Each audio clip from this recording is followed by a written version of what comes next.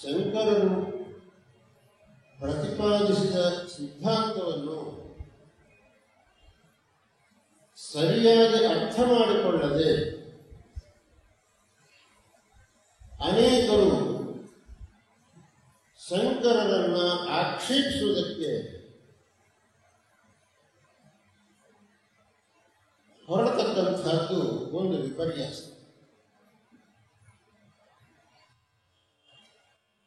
ಅಂತಹ ಮಾಡತಕ್ಕಂತಹ ಆಕ್ಷೇಪಣೆಗಳಲ್ಲಿ ಒಂದು ಆಕ್ಷೇಪಣೆ ಏನು ಅಂತಂದ್ರೆ, ಶಂಕರರು ಕರ್ಮ ಸಿದ್ಧಾಂತವನ್ನು ಅಲ್ಲಗಳೆದು ಜನರನ್ನು ಕರ್ಮ ವಿಮುಖರನ್ನಾಗಿ ಸೋಮಾರಿಗಳನ್ನಾಗಿ ಮಾಡಿದ್ದಾರೆ.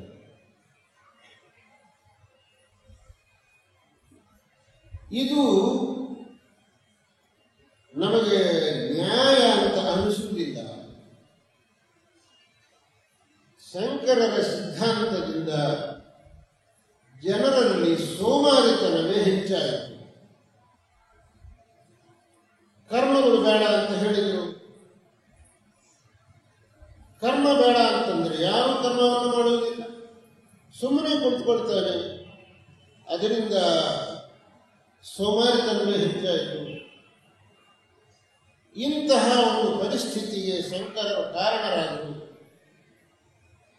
ಎಂಬುದಾಗಿ ಕೆಲವರ ಆಕ್ಷೇಪಣೆ.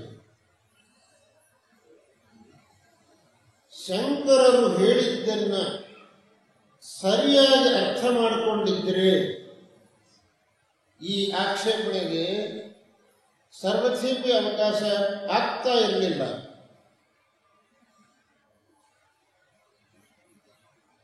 ಅವರು ಹೇಳಿದ್ದನ್ನು ಸರಿಯಾಗಿ ಅರ್ಥ ಮಾಡಿಕೊಳ್ಳದೆ ಯಾವುದೋ ಒಂದು ಭಾಗವನ್ನು ಮಾತ್ರ ನೋಡಿ ಇಷ್ಟು ಮಾತ್ರ ಶಂಕರರು ಹೇಳಿದ್ದಾರೆ ಅಂತ ಭ್ರಮಿಸಿ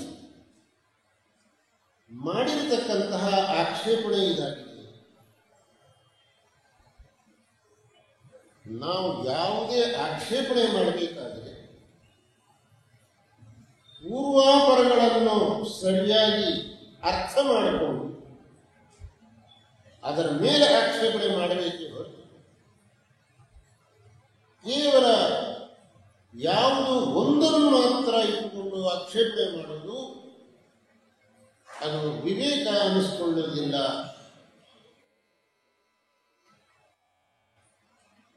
ಒಂದು ತಮಾಷೆಯಾಗಿ ಹೇಳುವುದುಂಟು. ಕಾಳಿದಾಸ ಮಹಾಕವಿ ರಘುವಂಶ, ಕುಮಾರ ಸಂಭವ, ಮೇಘದೂತ ಅಥವಾ ಮೇಘ ಸಂದೇಶ ಎಂಬ ಕಾವ್ಯಗಳು ಬರೆದ. ಅದರಲ್ಲಿ ಮೇಘ ಸಂದೇಶವೆಂಬ ಕಾವ್ಯದ ಪ್ರಾರಂಭದಲ್ಲಿ ಬರೆದಿದ್ದಾನೆ, ಕಶ್ಚಿತ್ ಕಾಂತಾ ವಿರಹ ಗುಣ ಸ್ವಾಧಿಕಾರ ಪ್ರಮತ್ತ ಶಾಪೇನಾಸ್ತಂಗಮಿತ ಮಹಿಮಾ ವರ್ಷಭೂಕೀರ್ಣ ಕರ್ತು ಯಕ್ಷಶ್ಚಕ್ರೇ ಜನಕತನಯ ಸ್ನಾನ ಪುಣ್ಯೋದತಿ ಸ್ನಿಗ್ಧಛಾಯ ತನುಷು ವಸತಿ ರಾಮಗಿರಿಯಾಶ್ರಮೇಶು ಅಂತ ಒಂದು ಶ್ಲೋಕ ಬರುತ್ತೆ. ಈ ಶ್ಲೋಕವನ್ನು ನೋಡಿದ ಕೂಡಲೇ ಒಬ್ಬ ಸಾಮಾನ್ಯವಾಗಿ ಸಂಸ್ಕೃತ ತಿಳಿದವನು, ಕಲಿತವನು, ಕಶ್ಚಿತ್ ಕಾಂತ ಅಂತಂದ ಕೂಡಲೇ ಕಾಳಿದಾಸ ಅಪಶಬ್ದ ಪ್ರಯೋಗ. ಕಾಂತ ಶಬ್ದ ಸ್ತ್ರೀಲಿಂಗ, ಅದಕ್ಕೆ ಕಿಂ ಶಬ್ದ ಸೇರಿಸಬೇಕಾದ್ರೆ ಕಾಚಿತ್ ಕಾಂತ ಅಂತ ಹೇಳಬೇಕು. ಕಶ್ಚಿತ್ ಅಂತ ಪುಲ್ಲಿಂಗದಲ್ಲಿದೆ, ಕಾಂತ ಶಬ್ದ ಸ್ತ್ರೀಲಿಂಗದಲ್ಲಿದೆ, ಅದಕ್ಕೆ ಇದು ವಿಶೇಷಣ. ವಿಶೇಷಗಳು ಒಂದೇ ಲಿಂಗದಲ್ಲಿ ಇರಬೇಕು ಅಂತಲೂ ವ್ಯಾಕರಣದ ನಿಯಮ. ಇಷ್ಟು ಸಹ ಕಾಳಿದಾಸನಿಗೆ ಗೊತ್ತಾಗಿಲ್ವಲ್ಲ. ಕಾಚಿತ್ ಕಾಂತ ಅಂತ ಹೇಳೋದೇ ಕಶ್ಚಿತ್ ಕಾಂತ ಅಂತ ಹೇಳಿಬಿಟ್ನಲ್ಲ. ಕಶ್ಚಿತ್ ಅಂತ ಪುಲ್ಲಿಂಗದಲ್ಲಿದೆ, ಕಾಂತ ಶಬ್ದ ಸ್ತ್ರೀಲಿಂಗದಲ್ಲಿದೆ, ಅದಕ್ಕೆ ಇದು ವಿಶೇಷಣ ಅಲ್ಲ.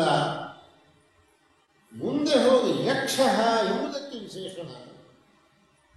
ಯಕ್ಷಃ ಅನ್ನುವುದು ಪುಲ್ಲಿಂಗ, ಅದಕ್ಕೆ ವಿಶೇಷಣವಾದ ಕಶ್ಚಿತ್ ಎಂಬುದು ಪುಲ್ಲಿಂಗದಲ್ಲಿ ಕಾಳಿದಾಸ ಪ್ರಯೋಗ ಮಾಡಿದ್ದಾನೆ. ಅದು ಅತ್ಯಂತ ಸಮಂಜಸವಾದದ್ದು. ಆದರೆ ಇಷ್ಟು ದೂರ ಅರ್ಥ ಮಾಡಿಕೊಳ್ಳುವುದಕ್ಕೆ ಆಗದೇನೆ ಕೇವಲ ಕಶ್ಚಿತ್ ಅಂತ ನೋಡಿದ ತಕ್ಷಣ ಅಪಶಬ್ದ ಅಂತ ಒಬ್ಬ ಮೂರ್ಖನಿಗೆ ಅನಿಸಿದರೆ ಅಲ್ಲಿ ತಪ್ಪು ಕಾಳಿದಾಸನದು ಅಥವಾ ಈ ಆಕ್ಷೇಪಣೆ ಮಾಡಿದ ಮೂರ್ಖನದು. ಹಾಗೆಯೇ ಶಂಕರರ ಬಗ್ಗೆ ಆಕ್ಷೇಪ ಮಾಡತಕ್ಕಂಥವರ ಸ್ಥಿತಿಯು ಈ ಕಶ್ಚಿತ್ ಕಾಂತ ಎಂಬುದು ಅಪಶಬ್ದ ಅಂತ ಆಕ್ಷೇಪಣೆ ಮಾಡಿದ ಮೂರ್ಖರ ಸ್ಥಿತಿಯೇ ಆಗಿದೆ. ಶಂಕರರು ಕರ್ಮ ಸಿದ್ಧಾಂತವನ್ನ ನಿರಾಕರಣೆ ಮಾಡಲಿಲ್ಲ. ಕರ್ಮಗಳನ್ನ ಅಲ್ಲಗಳೆದರು, ಯಾವ ಹಂತದಲ್ಲಿ ಅಲ್ಲಗಳೆದರು ಅಂತನ್ನುವುದನ್ನು ನೀವು ನೋಡಬೇಕು. ಕರ್ಮಗಳನ್ನ ವೇದವೇ ವಿಧಾನ ಮಾಡಿದೆ, ವೇದವೇ ವಿಧಾನ ಮಾಡಿದ ಕರ್ಮವನ್ನು ಮಾಡುವುದು ಬೇಡ ಅಂತ ಶಂಕರರು ಹೇಳುವುದಕ್ಕೆ ಸಾಧ್ಯವೇ? ಪರಮ ವೈದಿಕರು, ವೇದ ಪ್ರಾಮಾಣ್ಯವನ್ನು ಎತ್ತಿ ಹಿಡಿದಂಥವರು, ವೇದದ ಮಹತ್ವವನ್ನ ಬಹಳವಾಗಿ ತಮ್ಮ ಭಾಷ್ಯ ಗ್ರಂಥಗಳಲ್ಲಿ ಹೇಳಿದವರು, ವೇದಭೀತವಾದ ಕರ್ಮಗಳನ್ನು ಮಾಡಬಾರದು ಅಂತ ಹೇಳಿದರು ಅಂತಂದರೆ ನಾವು ಯಾರಾದರೂ ಒಪ್ಪುವುದಕ್ಕಾಗುತ್ತೆ?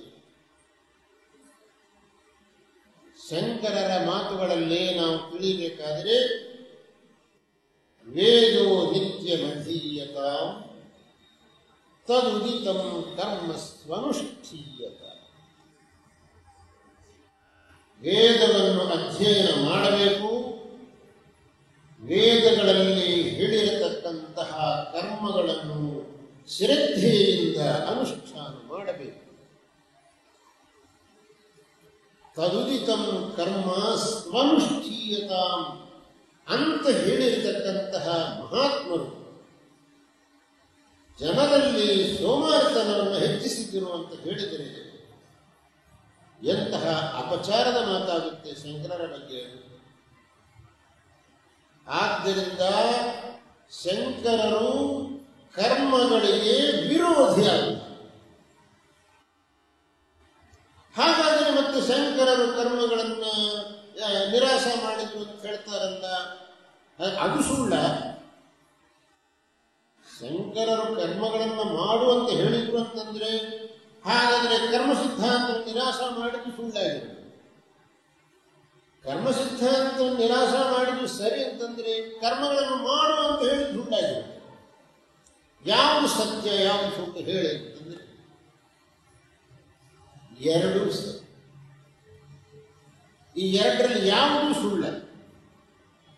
ಅದು ಹೇಗೆ ಪರಸ್ಪರ ವಿರುದ್ಧವಾದ್ದು ಎರಡೂ ಸರಿ ಅಂತ ಹೇಗೆ ಹೇಳೋಕ್ಕಾಗುತ್ತೆ ಅಂತಂದ್ರೆ ಅಲ್ಲ, ಇದು ಪರಸ್ಪರ ವಿರುದ್ಧವಾದ್ದಲ್ಲ. ಅದು ಹೇಗೆ ಅಂತಂದ್ರೆ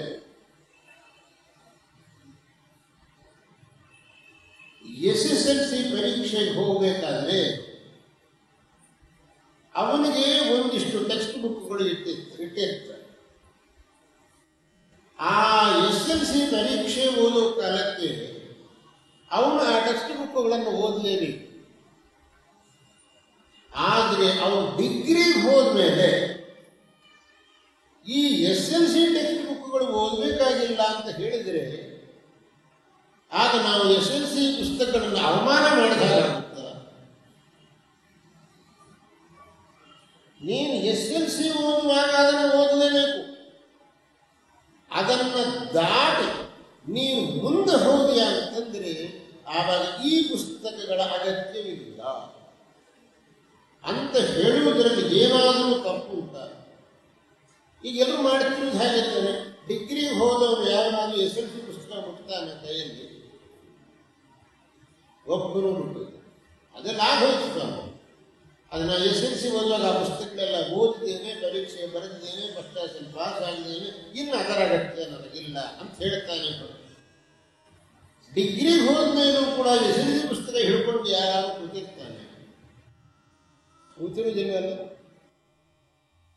ಆ ಡಿಗ್ರಿಗೆ ಹೋದವನಿಗೆ ನೀನು SLC ಪುಸ್ತಕ ಬೇಡ ಅಂತ ನಾವು ಹೇಳಿದ್ರೆ ಏನ್ರೆ SLC ಪುಸ್ತಕಗಳನ್ನೇ ಇವರು ಅಲ್ಲಗಡಿತಿದ್ದಾರೆ ಅಂತ ಆಕ್ಷೇಪಣೆ ಮಾಡೋಕ್ಕಾಗುತ್ತಾ?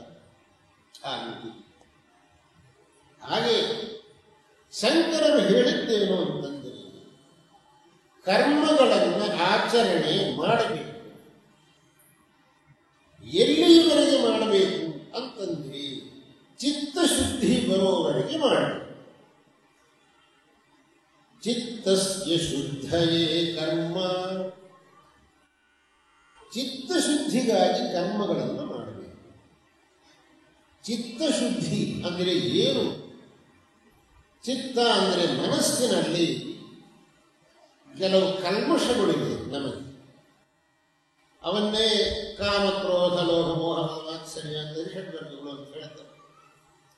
ಎಲ್ಲಿಯವರೆಗೆ ಈ ಕಾಮಕ್ರೋಧಾದಿಗಳು ನಮ್ಮ ಮನಸ್ಸಿನಲ್ಲಿ ಇರುತ್ತವೋ ಅಲ್ಲಿಯವರೆಗೆ ನಮಗೆ ವೇದಾಂತ ತತ್ವವನ್ನು ಅರ್ಥ ಮಾಡಿಕೊಳ್ಳತಕ್ಕಂಥ ಯೋಗ